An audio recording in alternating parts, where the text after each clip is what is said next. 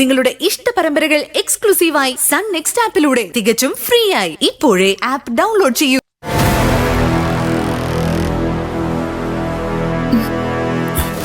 സിന്ധു, എന്താ? നീ എനിക്കൊരു ഉപകാരം ചെയ്യണം. ഗർഭം കലക്കുന്നൊഴിച്ച് മറ്റെന്തും ഞാൻ ചെയ്യും. ഇതൊന്നും അല്ല, അതിനേക്കാൾ വലിയ കലകല. അതെന്തുവാ? ബാങ്കിന്റെ പലിശ 2 കോടി രൂപ അടയ്ക്കാൻ വിശ്വട്ടൻ ഒരു ഐഡിയ പറഞ്ഞു തന്നു. തല പോകുന്ന വല്ല കേസും ആയിരിക്കും. അതെ, തല പോകുന്ന കേസ് തന്നെ. ആ കരുവാറ്റയിലെ ടയർ കമ്പനി വിൽക്കാൻ. അതങ്ങ് വിറ്റാ പോരെ? വിൽക്കാൻ അതിന്റെ കയ്യിലല്ലല്ലോ. പിന്നെ എടി പൊട്ടി, ആ കമ്പനി പണയം വെച്ചിട്ടല്ലേ നിന്റെ അണ്ണൻ ആ മൊട്ടത്തലേന്റെ അണ്ണാക്കിലൂടെ 5 ലക്ഷം രൂപ ഇട്ടത്. ഓ, ഇനി ആ കമ്പനി തിരിച്ചെടുക്കാതെ ഞാൻ എങ്ങനെ അത് വിൽക്കും? തിരിച്ചെടുക്കണം. എങ്ങനെ? ഏതായാലും ഈ കമ്പനി വിൽക്കുമ്പോ 2 കോടിയില് മേലെ കിട്ടും. അത് കിട്ടുമ്പോ ആ പണയക്കാരന്റെ കാശും പലിശയും കൂടെ ചേർത്തങ്ങ് കൊടുക്കണം. അങ്ങനെ ഒരു എഗ്രിമെന്റ് അങ്ങ് ഉണ്ടാക്കണം. നീ ഇപ്പൊ പറഞ്ഞ കാര്യമൊന്നും എനിക്ക് അറിയാൻ കഴിഞ്ഞിട്ടല്ല, പക്ഷെ അതല്ല പ്രശ്നം. പിന്നെ എന്തുവാ? എടി, ആ കമ്പനി ഞാൻ പണയപ്പെടുത്തിയേക്കുന്നത് ഒരു സുന്ദരപാണ്ഡ്യനാ. അവൻ ആരാണെന്നോ എന്താണെന്നോ ഒരു പുല്ലും എനിക്ക് അറിഞ്ഞൂടാ. അത് കൊള്ളാം. ഒരു കച്ചവടം നടത്തുമ്പോ അയാളുടെ ഫുൾ ഡീറ്റെയിൽസ് എടുക്കണ്ടേ? അപ്പുറത്തെ വെപ്രാളത്തിൽ ഞാനൊന്നും ചോദിക്കാൻ നിന്നില്ല. അതെങ്ങനെയാ? കാശ് വേണമെന്ന് പറഞ്ഞോണ്ട് നിന്റെ മറ്റേ ആങ്ങളെ ഒന്ന് കയറ് പൊട്ടിക്കുമല്ലായിരുന്നോ? ആ, ഇനിയിപ്പൊ കുറ്റം മുഴുവനും എന്റെ ആങ്ങളേക്ക് അങ്ങോട്ട് ഇരിക്കട്ടെ. അല്ലടി, കുറ്റക്കാരൻ ഞാനാ. ഗർഭസത്യാഗ്രഹം ഇരിക്കുമെന്ന് നിന്റെ ആ ആങ്ങളെ വന്ന് കെട്ടുകെട്ടി പറഞ്ഞോണ്ടല്ലേടി എനിക്കത് ചെയ്യേണ്ടി വന്നത്. ഇപ്പോ എല്ലാം കൈവിട്ട് പോയല്ലോ. ഈശ്വരൻ, ഞാൻ എന്തോ പറയും. ആ സുന്ദരപാണ്ഡ്യനെ എങ്ങനെയെങ്കിലും കണ്ടുപിടിച്ച പണയം തിരിച്ചെടുത്താ പോരെ? മതി. പക്ഷെ അയാളെ അറിയാവുന്ന ഏക വായി നോക്കി ആ ഗോവിന്ദൻകുട്ടി നായരായിപ്പോയില്ലേ. അവനിപ്പോ എവിടാണെന്ന് ആർക്കറിയാം? അത് ഫോണിൽ വിളിച്ച് ചോദിച്ചാ പോരെ? എടി, ഞാൻ വിളിച്ചു, ഒന്നല്ല 1000 തവണ വിളിച്ചു. ആ നാറി ഒന്ന് ഫോൺ എടുക്കണ്ടേ? അതെന്താ നായരായിട്ട് ഫോൺ എടുക്കാത്തത്? ആർക്കറിയാം. തമിഴിലാ മറുപടി പറയുന്നത്. മിക്കവാറും സമയം സ്വിച്ച് ഓഫാ. ഇനി അഥവാ റിംഗ് കൊണ്ട് തന്നെ ആ തെണ്ടി എടുക്കാറില്ല. ഇനിയിപ്പോ എന്ത് ചെയ്യും? ഒറ്റ വഴിയേ ഉള്ളൂ. നീ അവനൊന്ന് വിളിക്കണം. എന്നിട്ട് എങ്ങനെയെങ്കിലും ചക്രവാക്ക് പറഞ്ഞ അവനെ അവായിച്ചോടെ വരുത്തണം. ഞാൻ? അതെ, നീ അല്ലായിരുന്നോ അവന്റെ നായിക? നായികയോ? നിങ്ങൾ എന്തൊക്കെയാ മനുഷ്യ പറയുന്നത്? ഓ, അറിഞ്ഞൂടാ. നീ വലിയ സത്യഭാമയൊന്നും കളിക്കല്ലേ. നീ അവന്റെ കൂടെ ബോംബെക്ക് പോകാൻ പ്ലാൻ ഇട്ടുകൊണ്ടിരുന്നല്ലടി. നീ എന്തുവാടി വിചാരിച്ചേ? ഞാനൊന്നും അറിയത്തില്ലെന്നോ? നീ അവനോട് പറഞ്ഞില്ലടി, കറുപ്പന് 7 അഴകാണെന്നും അവന്റെ കാക്കക്കറുമ്പ് നിനക്കങ്ങ് ഇഷ്ടമാണെന്നും അവന്റെ സൗന്ദര്യം കണ്ട പെറ്റതള്ള ക്ഷമിക്കുമെന്നും നീ പറഞ്ഞില്ലടി? പറഞ്ഞു. പക്ഷെ അത് നിങ്ങൾക്ക് വേണ്ടിയാ. നിങ്ങൾ അയാൾക്ക് കൊടുക്കേണ്ട കാശിന് കുറച്ചുകൂടി അവധി കിട്ടാൻ വേണ്ടിയാ. മതി. നീയേ കൂടുതൽ വിസ്തരിച്ചങ്ങ് ചളവാവണ്ട. എത്രയും പെട്ടെന്ന് അവനെ വിളിച്ചു വരുത്താൻ നോക്ക്. അവൻ വന്നാൽ മാത്രമേ ഈ കഥ 1 ഇഞ്ചെങ്കിലും ഇനി മുന്നോട്ട് നീങ്ങൂ. വേഗം വിളിക്കും.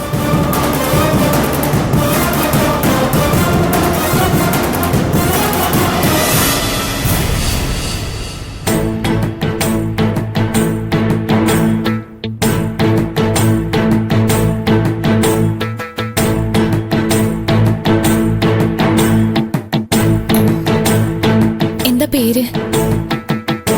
രാച്ചിയമ്മ. ഞാനൊരു കാര്യം ചോദിച്ചാ രാച്ചിയമ്മ നേര് പറയോ?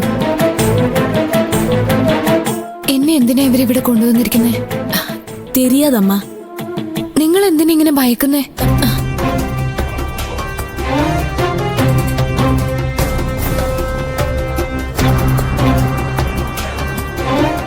അവക്കൊന്നും അറിയില്ല. ഇനി അറിയാമെങ്കിലും അവൾ ഒന്നും പറയില്ല.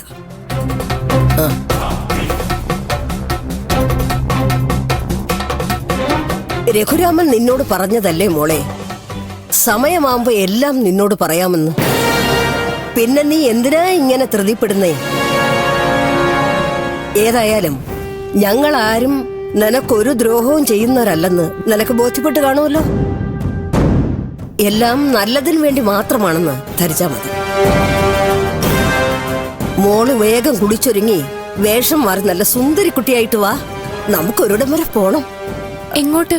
അത് പിന്നെ ദാ, ഇതൊക്കെ കൊടുത്ത് സുന്ദരിയായിട്ട് വേണം വരാൻ. എങ്ങോട്ടാണെന്ന് ഞാൻ ചോദിച്ചത് കേട്ടില്ലേ? വീരപാണ്ഡ്യ കോവിൽ. അവിടെ അരിയിട്ട് വാഴിക്കൽ ചടങ്ങുണ്ട്. അതിന് ഞാൻ എന്തിനാ വരുന്നേ? നിന്നെ വാഴിക്കുന്ന ചടങ്ങിന് നീയല്ലേ മോളെ വരേണ്ടത്? എന്നെ വാഴിക്കാനോ? അതെ മോളെ, ഇത് ചെട്ടിയാർ വീട്ടിലെ പരമ്പരാഗതമായ ആചാരമാണ്. അരിയിട്ട് വാഴിക്കൽ ചടങ്ങോടെയാ അത് പൂർത്തിയാവുന്നത്. എനിക്കിപ്പോ ആവശ്യം അരിയിട്ട് വാഴിക്കലല്ല, എന്റെ അസ്തിത്വം കണ്ടെത്തല. അതറിയാതെ ഒരു ചടങ്ങിന് ഞാനില്ല. അസ്തിത്വം കണ്ടുപിടിക്കാൻ മോൾ ഒരുപാട് ശ്രമിച്ചതല്ലേ? എന്നിട്ടെന്താ സാധിച്ചോ? ഒരു DNA ടെസ്റ്റിന് പോലും മാണിക്യമംഗലത്ത് നിന്റെ ഏട്ടന്മാര് നിന്ന് തന്നോ? എന്താ അവരതിന് തയ്യാറാവാതിരുന്നത്? നീ ആ വീട്ടിലേതല്ലെന്ന് അവർക്ക് അത്രയ്ക്ക് ഉറപ്പുള്ളതുണ്ട്. ഉറപ്പുണ്ടെങ്കിൽ അത് തെളിയിച്ച് എന്നെ പുറത്താക്കാൻ അവർക്ക് കിട്ടിയ അവസരമല്ലേ?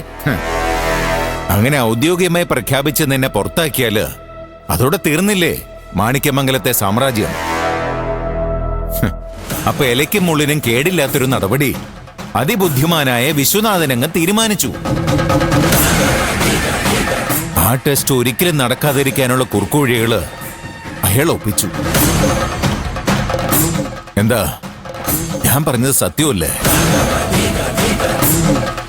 ആലപ്പുഴയിൽ ആരോരും അറിയാത്ത ഈ കഥ എങ്ങനെ പാണ്ഡ്യനാട്ടിലിരുന്നോണ്ട് ഈ ചെട്ടിയാരറിഞ്ഞു? അപ്പോ ചെട്ടിയാരുടെ കഥയ്ക്ക് നീതിയുണ്ട്, കാതലും ഖനവുമുണ്ട്. ചെട്ടിയാര് കള്ളം പറയില്ല. എങ്കി പറ, ഞാൻ ആരാ? നീ ശ്രീനാരിപുരത്തെ രാജകുമാരി.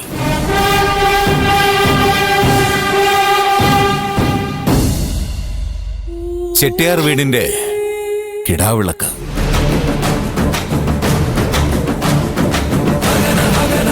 എന്തൊക്കെയാ ഞാനീ കേൾക്കുന്നേ?